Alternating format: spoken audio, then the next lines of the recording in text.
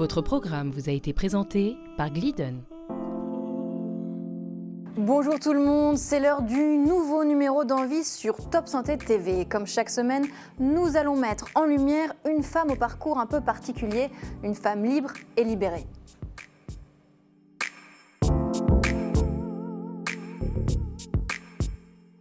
Lors de cet entretien, j'aurai à mes côtés Flore Chéry, journaliste spécialisée dans les questions de sexualité. Flore, bonjour. Bonjour Malika.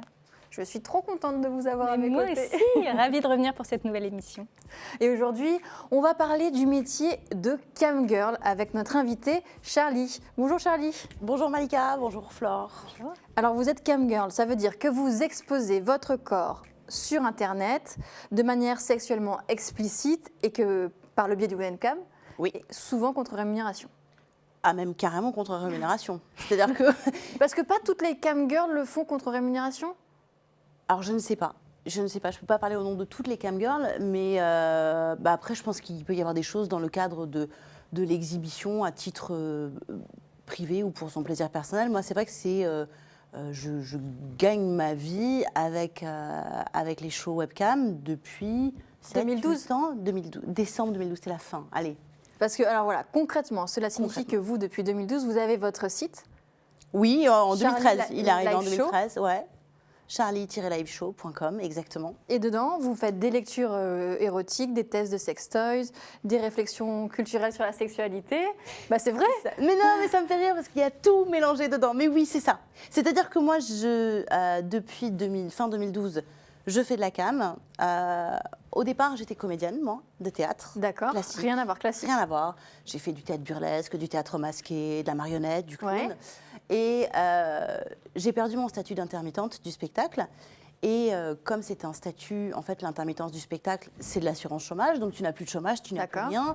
Il fallait que je travaille très vite, en fait. Parce que j'avais, en gros, plus un flèche, quoi. Et en cherchant du boulot sur un site tout à fait normal, je suis tombée sur une annonce qui disait « Devenez animatrice webcam, gagnez 5 000 € par mois ». Alors, j'ai jamais eu 5 000 € par mois. Mais il y avait la webcam qui était là. C'est ça. Et en fait, je connaissais pas, j'étais pas très au fait du divertissement pour adultes.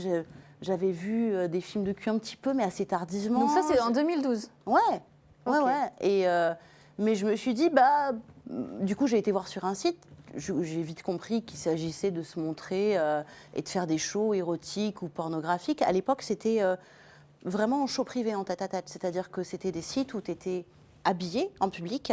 Et quand tu passais en privé, là, tu te dénudais, tu faisais un show érotique, etc. Maintenant, il y a beaucoup de sites où tu peux accéder directement sans payer. Il y a des, tu vois carrément des shows, mais à l'époque, c'était vraiment en privé. Et mais en fait, vous êtes d'abord passé par d'autres sites et après, vous avez créé votre site assez rapidement. C'est ça.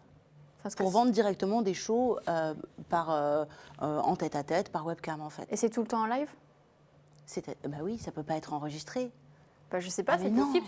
C'est tout à l'heure, c'est un peu... Enfin, dans une autre émission, c'est ce qu'on avait vu. Il y a de la live cam, mais il y a aussi des shows qui sont, entre guillemets, des shows, des films pornographiques ou des films qui sont enregistrés. C'est des vidéos, voilà. Oui. C'est pas la même chose. C'est pas la même chose. Là, le show, le principe, c'est que tu es en tête-à-tête avec quelqu'un. En général, c'est des hommes. Et en fait, c'est un show, mais moi je dirais même c'est presque une relation sexuelle virtuelle. D'accord. C'est-à-dire que alors après l'autre peut allumer ou pas ses caméras selon. Ah oui, vous pouvez aussi voir la personne en face. Ouais, ça dépend de si la personne a envie ou pas. Et vous préférez voir la personne ? Moi, ouais, je préfère. Je préfère parce que moi ce que j'aime dans un show, c'est l'interaction qu'il y a avec la personne. Oui. C'est-à-dire que j'ai pas un show type où je me dis, bon, tu fais toujours la même chose. Au bout de 2 minutes, j'ai tombé le haut. Après, j'ai tombé le bas. Oui. À ce moment-là, je me tourne. Après 3 minutes 30, je me mets un doigt. Tu vois, ça c'est... C'est plus excitant de voir la personne ? C'est surtout que le show se construit en fait avec l'envie de la personne. Et c'est virtuel, mais je trouve que l'énergie sexuelle passe. Moi, je sais qu'il y a des shows où, par exemple, je ne vais pas du tout sentir la personne. Elle va être très distante et du coup, je suis vraiment en train de faire mon truc toute seule. C'est-à-dire, c'est quelqu'un qui va assister à une séance de masturbation avec ses envies, où il va me dire, tiens, j'ai plus envie de ça ou de ça.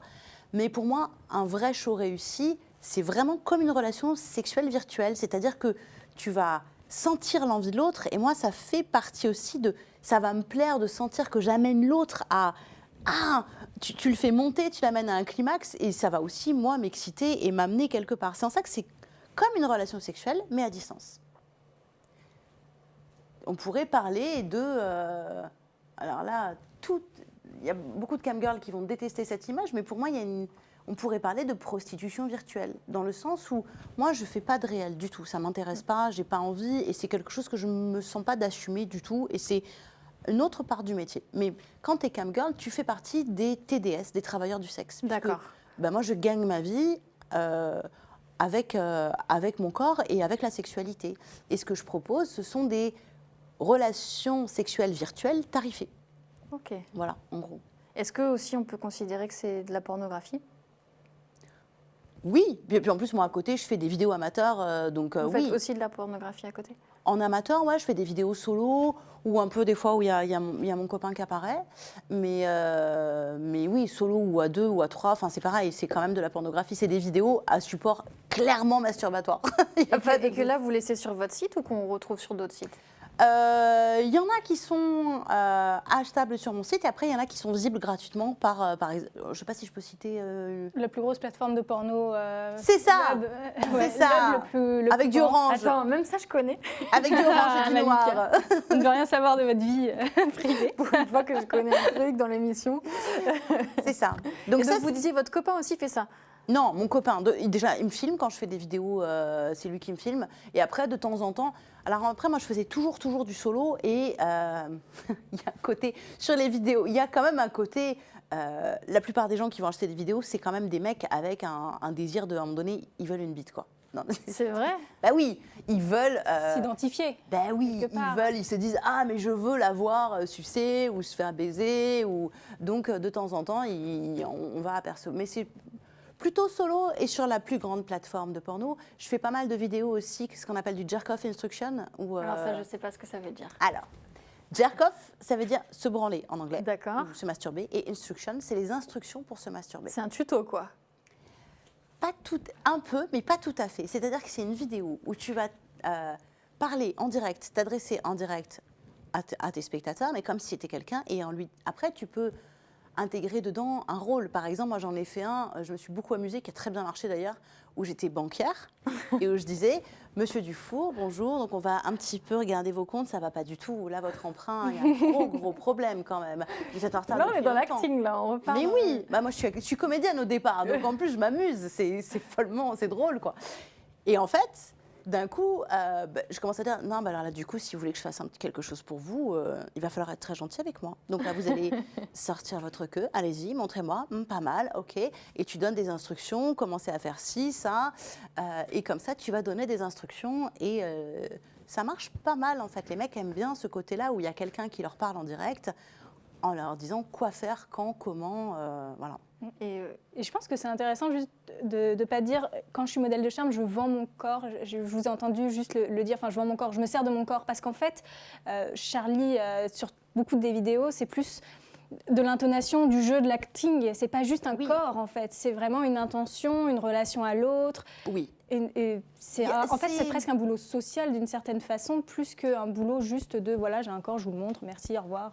Mais oui, mais je crois que pour tout ce qui est dans tout ce qui est le travail du sexe, par exemple la cam, on peut se dire ah, c'est trop facile de faire de la cam et de gagner sa vie en faisant sa cam. Tu te mets devant une webcam, tu te mets à poil et t'écartes les cuisses, quoi. Et en fait, c'est pas que ça, en fait. C'est arriver à sentir où je trouve le désir de l'autre, comment tu rentres dedans, comment tu le fais monter, comment tu l'explores. Mais c'est aussi de la prospection, c'est trouver aussi des clients, c'est beaucoup de temps passé aussi pour comment tu vends ton image, etc. Donc se renouveler, quoi, des nouvelles idées. Se renouveler, c'est ça. Et puis, ce que tu dis, c'est ce que vous dites.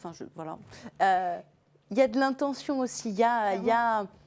C'est pas juste se poser là, mais c'est comme dans la vie, en fait. Oui. Tu peux avoir une fille ou un mec superbe, s'il se passe rien et qui te séduit pas, tu te dis ouais, t'es beau, mais enfin, Et l'érotisme, c'est pas juste être beau, l'érotisme, c'est être vivant et c'est donner C'est envie de ça. vouloir faire l'amour. Ouais. Et les gens ont du mal parfois à se dire, en fait, c'est pas parce que cette personne est désirable que nécessairement la voir nue, ça va me provoquer quelque chose. Ça ne s'arrête pas à ça. C'est Et ça. c'est là où Charlie, elle est très très forte, en tout cas sur sa plateforme, vraiment. Et c'est pour ça qu'elle est extrêmement suivie. C'est parce que les gens adorent toute la créativité qu'elle va mettre dans ses jeux. Et non, c'est vrai, non, mais et je le pense sincèrement. Et c'est pour ça que ça marche autant. Et c'est ce que les gens oublient parfois. Mais la recette d'un succès, c'est d'aimer faire ce qu'on fait. Et je pense que Charlie aime beaucoup ce qu'elle fait. Ouais, mais j'aime beaucoup parce que moi, ça m'a... ma vie a changé. Hein. Quand j'ai commencé à faire de la cam, ça a transformé ma vie, mais que dans du bien. Vraiment, je suis hyper heureuse d'avoir perdu mon statut d'intermittente du spectacle et d'avoir fait une croix sur le côté je suis comédienne. Et d'un coup, non, en fait, j'ai investi une autre partie de ma vie et j'ai appris sur moi, sur les hommes, sur le désir, sur connaître un peu mieux mon corps, connaître comment ça fonctionne. Et je me suis... Ça n'a pas été simple, hein, je me suis mangée mais vraiment, j'ai vraiment mangé tous les grands tabous et tous les murs moraux et les interdits qui sont à l'intérieur de chacun de nous, en fait, je crois. Oui, c'est alors moi, sociétal, oui. On parle beaucoup des interdits pour les femmes, mais il y en a autant pour les hommes, je pense. Et moi, je sais qu'en tant que femme, quand tu commences à faire de la cam, je me suis jamais leurrée. Hein. Je me suis très vite dit, bon, là, Charlie, tu gagnes ta vie avec ton cul, soyons clairs. Donc ça, si tu pousses Mais un ça, peu on le truc- l'accepte du jour au lendemain ou c'est juste parce que vous étiez dans la précipitation, qu'il fallait ramener de l'argent? Moi, je suis un comme peu vous le folle des disiez? fois. C'est-à-dire qu'il fallait Ouais. que j'ai des sous. Et quand j'en ai parlé à mon copain, j'ai dit, oh là là, j'ai Vous trouvé avez ça. toujours les mêmes copains depuis ce moment-là là? Ouais, Ah oui, ok. ouais. Donc lui, il l'accepte facilement. Mais pareil, ça change des choses dans le couple, mais ça vient interroger aussi, c'est quoi la définition de l'amour, du La désir, jalousie. du couple, de la possessivité, de la fidélité. fidélité, l'intimité aussi. On pourrait se dire, ah mais tu files toute ton intimité, mais est-ce que l'intimité c'est juste de se montrer en train de jouir? Est-ce que ça se résume à ça? Est-ce que ça questionne beaucoup de choses en fait? Donc lui, il vous a accompagné immédiatement?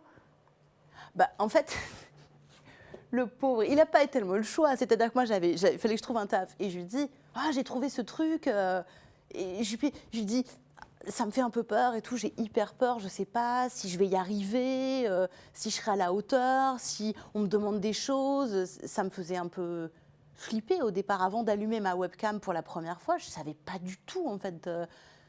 J'avais une image. En plus, vraiment, moi, j'avais très peu d'expérience par rapport à l'industrie pour adultes. C'est-à-dire que j'avais été 3 fois dans un sex shop, j'avais vu peu de films de cul, donc j'étais pas au fait de ça du tout, quoi. Je me disais Vous avez juste... fait une mise à jour? Vous avez, depuis, depuis, j'imagine. la mise à jour. Mais sur le moment, non. Non, en fait, je me suis juste dit... Je sais pas, je me suis dit pourquoi pas. Ça m'a amusée. Et j'avais juste peur de ne pas y arriver. Et c'est mon copain qui... Sur mon site, d'ailleurs, il y a un article où lui, il écrit son témoignage en tant que le mec de Charlie, ou quand ta femme t'annonce qu'elle va devenir camgirl, quoi. Et où là, pour lui, ça a été... à aucun moment donné, j'ai remis en question le fait de le faire ou de ne pas le faire. J'avais juste peur de ne pas y arriver. Donc après, dans notre relation, il y a eu des moments au début, sur par exemple l'archétype de la putain, que j'ai dû prendre de pleine face, en fait. Au début, il y avait de la morale, il y avait de la culpabilité. Donc, comme je gagnais ma vie en faisant la putain, que j'étais une grosse salope, il fallait bien, voilà, il fallait bien que du coup, quand même, je sois une fille respectable, quoi. Alors Donc, comment on qu'est-ce qui fait se pour passait être une fille respectable? Alors comment on fait? C'est-à-dire qu'au début, j'ai fait le truc le plus débile qui soit, c'est-à-dire que quand je faisais de la cam, j'étais en mode, j'étais chaude et tout, on y va, je m'amusais, j'essayais plein de trucs. Et dès que j'étais avec mon mec, je devenais super prude. Et il me dit, mais ça c'est pourri. C'est-à-dire que, d'une part, tu jouis devant des mecs, d'autres mecs que je connais pas, que tu connais pas, machin. Et quand d'un coup tu es avec moi, tu n'as jamais été comme ça et tu deviens super prude. Parce que je gérais ma culpabilité, il fallait que je la mette quelque part, Comment on fait pour être une fille respectable? On assume ce qu'on fait, en fait. Parce qu'on est en accord avec soi-même, quoi. À aucun moment, on n'est pas respectable parce que... Ouais, moi, pour des gens, certainement, je ne suis pas respectable parce que on voit mon cul sur Internet, on me voit essayer plein de sextoys, on me voit faire des shows porno, on me voit... Mais moi, mon métier, c'est d'amener des gens à assumer leurs envies, à explorer leurs fantasmes. Et en général, ils repartent, ils ont le sourire. Et vous aussi, vous avez le sourire. Et moi aussi, en général, j'ai plutôt le sourire. Je me dis, ça, c'est un métier qui est jugé non respectable. Après, quand tu es assureur, moi, je connais des gens qui ont bossé dans les assurances ou les banques, tu as clairement des directives où on te dit, là, il faut absolument vendre ce produit, telle personne, tu joues sur la peur des gens en leur vendant des choses en sachant que tu vas les arnaquer. Où est la Là, respectabilité? au moins, vous arnaquez personne. J'arnaque personne. Et puis, où est la respectabilité? Parce qu'on met ça par rapport à une morale. Moi, la morale m'emmerde, en fait. Ce qui va m'intéresser, c'est l'éthique. C'est comment est-ce que, dans ce que je fais, moi, quand je me regarde dans un miroir, je me dis, bah, je suis contente de ce que je fais, en fait. Vraiment, c'est cool, quoi. Et Qu'est-ce qui vous plaît le plus, finalement, dans ce métier?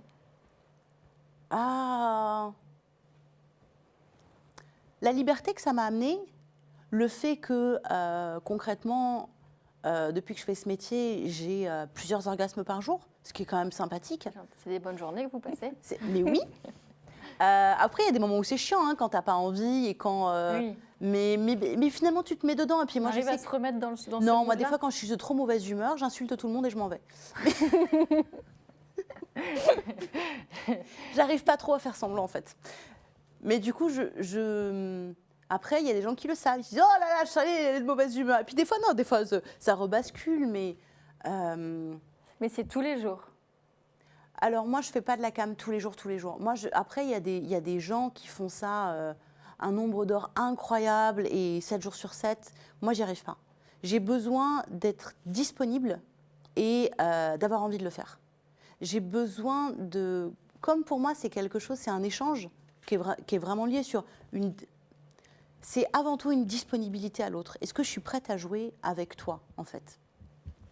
Moi, je vais bosser, je vais faire de la cam entre 4 et 5 jours par semaine, à peu près 3 heures par jour, pas plus. Il y a combien de personnes qui vous suivent? Sur quoi? Sur les réseaux sociaux? Non, sur votre site. Je sais pas. Vous voyez sur pas le tout site. le temps les mêmes personnes? Non, mais non, puis mon site, en fait, il regroupe plein de trucs différents. C'est-à-dire qu'il y a la partie qui me fait manger, la cam. J'ai pas besoin de manger beaucoup, c'est pour ça que je travaille pas beaucoup, parce qu'en fait, une fois que j'ai assez à manger, après, je m'arrête. J'arrive pas à fonctionner que sur le lucratif. Parce qu'il faut que j'ai envie. J'arrive pas à faire des trucs que j'ai pas envie de faire. Au bout d'un moment, ça m'énerve trop et j'arrête. Donc, par exemple, faire des shows, si je viens de faire un gros show, j'ai fait une demi-heure de show au taquet, machin et tout. Si juste derrière, on me dit, ah, t'as un show, c'est non, je suis pas dispo. Là, stop, pause, break. Peut-être fini, peut-être. C'est pas grave. Moi, je veux juste avoir de quoi vivre à la fin du mois et ça me suffit, en fait.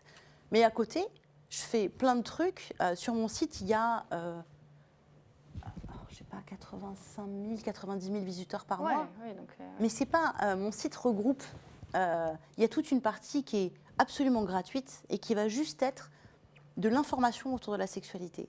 Parce que ça me semble hyper important. Parce qu'à l'heure actuelle, on est dans un monde qui, moi, me rend un peu triste. C'est-à-dire qu'à la fois, il y a une sursexualisation de plein de choses, mais les endroits où il y a un accès à la sexualité sont de plus en plus restreints. Il y a, par exemple, et ça impacte le monde entier, aux États-Unis, il y a des lois, les lois SESTA et FOSTA qui ont été votées, qui sont des lois qui ont été mises en place sous Trump, si je ne dis pas de conneries, Exactement, oui. pour lutter contre le travail sexuel.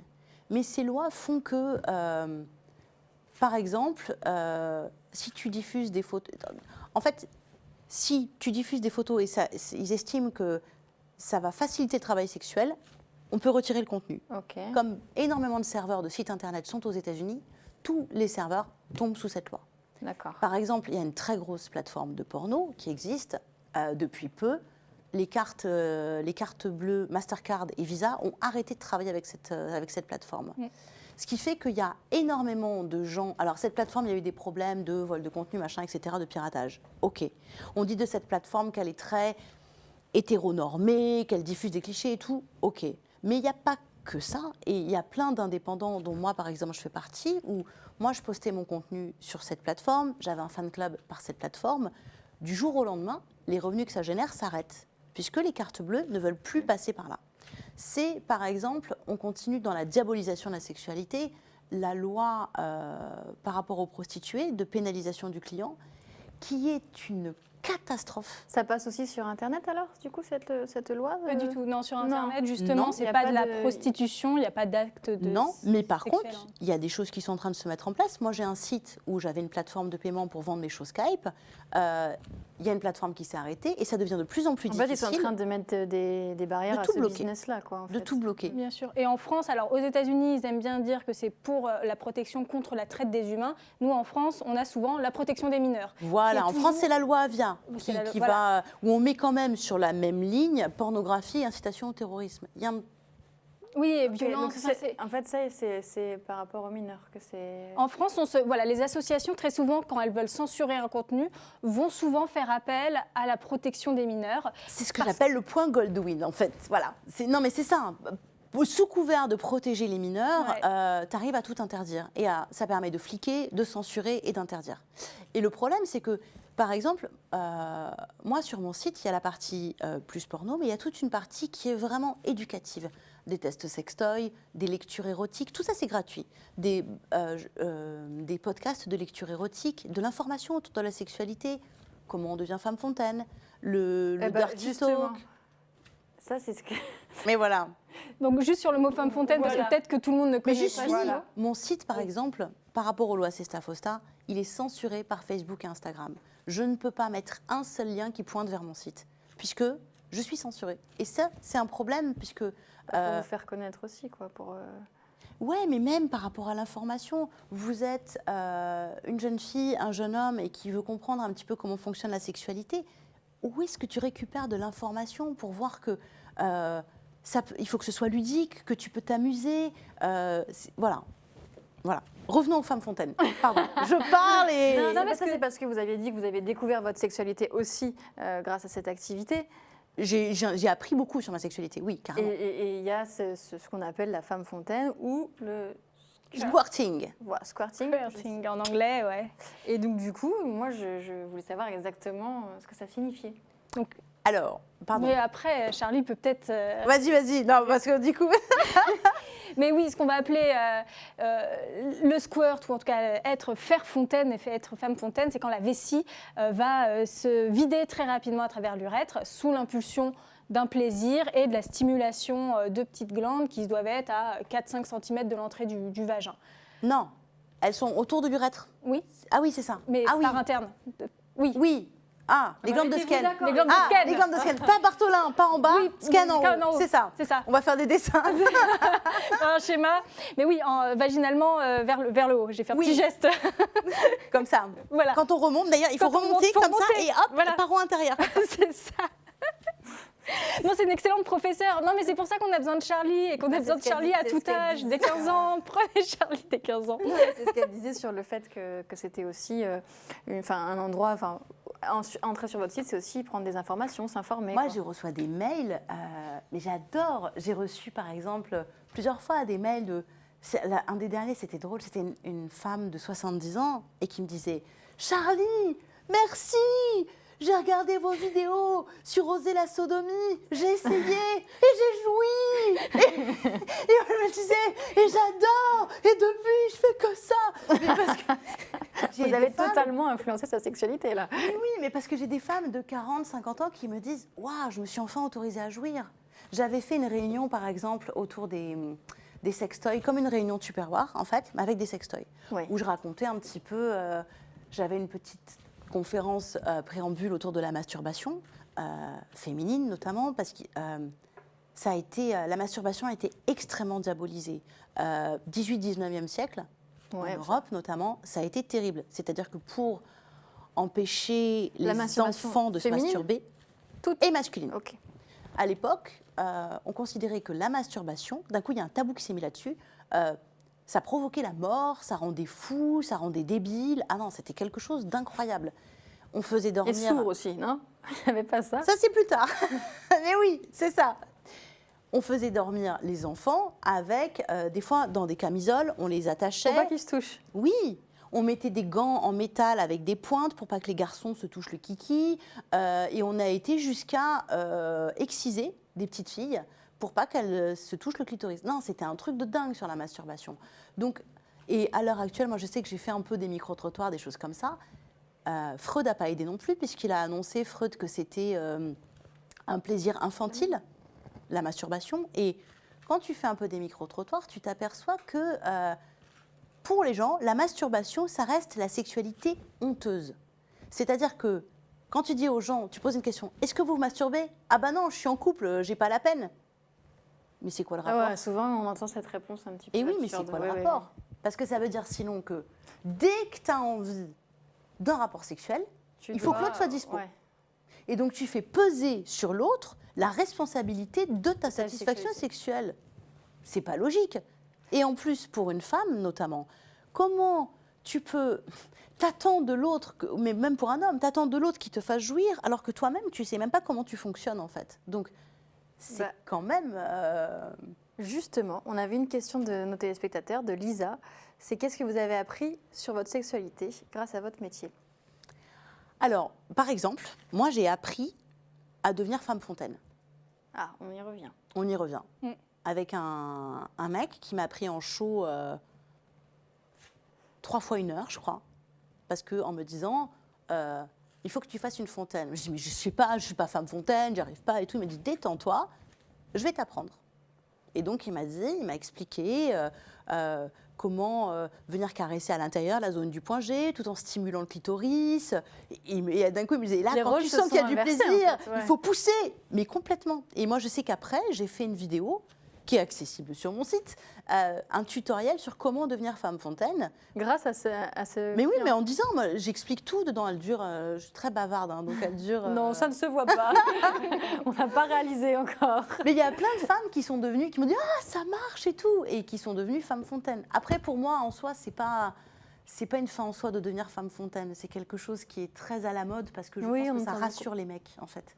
Ils se disent... Est-ce que ça donne une visualisation du plaisir féminin Ils se disent, j'ai une preuve, elle a joui. Voilà. Sauf qu'ils ont oublié un truc, c'est que l'éjaculation pour les hommes comme pour les femmes est synonyme de plaisir, mais pas forcément d'orgasme. Mais ça, c'est un autre débat. Et vous avez parlé aussi de sex toys. Ouf. Oui. Alors, quels sont, si on doit faire une petite liste des petits conseils, Flore? En tout cas, le sextoys, on va dire, qui a vraiment cartonné ces dernières années, c'est celui qui est fait avec la technologie de l'air pulsé. L'aspiclito. L'aspiclito, voilà, qui fonctionne très très bien parce qu'il permet vraiment de stimuler une zone qui est très accessible, qu'on connaît bien si on a un peu une expérience de masturbation. Maintenant, il y a aussi des pardon. Ça c'est fait, raté. Voilà, je l'ai raté. Tu voulais pas dire des magic wands. Il y a aussi pas dit. des magic wands qui sont ces espèces de gros stimulateurs toujours clitoridiens qui servaient à l'origine à se masser le dos, à se masser. Sur la Redoute, c'était les pubs de la nana, genre je me masse les joues. Et comme on les branche sur secteur, c'est vrai que la pulsation est énorme et très dense et peut aussi apporter beaucoup de plaisir féminin. Oui. Donc voilà, je dirais que c'est un peu les deux gros sextoys. Ça et le bon vieux godemiché, quoi. Oui. Aussi, tout simplement, la forme phallique pour si t'aimes la pénétration, quoi. Et le lapinou. Le petit lapin, parce que c'est un combiné. C'est un clitoridien qui vient avec un god vibrant, très souvent. C'est ça. Voilà, et donc on a les deux stimulations, interne et externe. C'est ça. Et parce qu'il y a, parce qu'il y a plein de filles qui te disent, ou de femmes qui disent, moi, j'ai aucun plaisir en vaginal. C'est toujours la même blague. C'est qu'en fait, le plaisir vient du clitoris. Est-ce que tu vas stimuler la partie externe, le clitoris, ou la partie interne, ce qu'on va appeler la zone du point G, etc.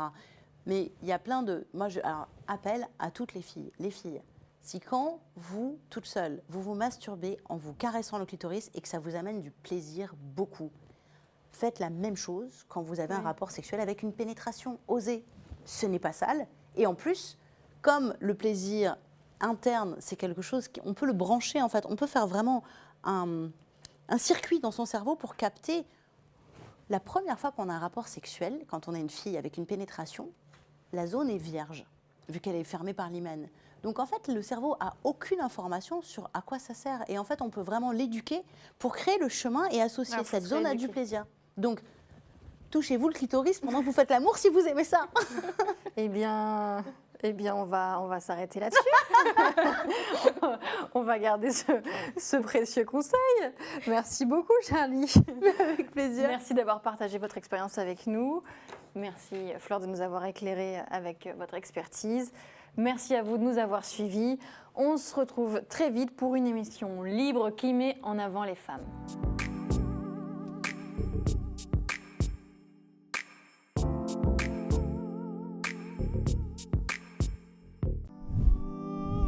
Votre programme vous a été présenté par Glidden.